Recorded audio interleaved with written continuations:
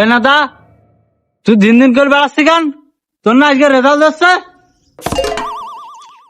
এই তো খাই করিছে, আমি তো ফেল করিস, তা আব্বার এখন কি বলবান?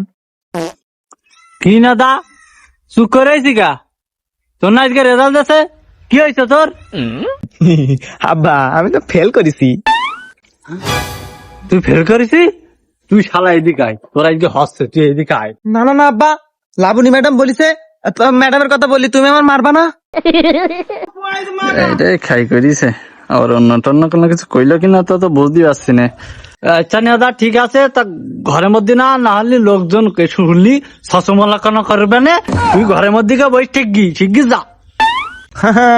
আব্বা আমি কিন্তু বুঝি, তা তোমার তো বয়স হয়ে গেছে, এক পাক কবরে, তো এসব বাদ দাও, ভালোই যাও। উরে খুদা গো, আমি তো বললাম, উরে আল্লাহ।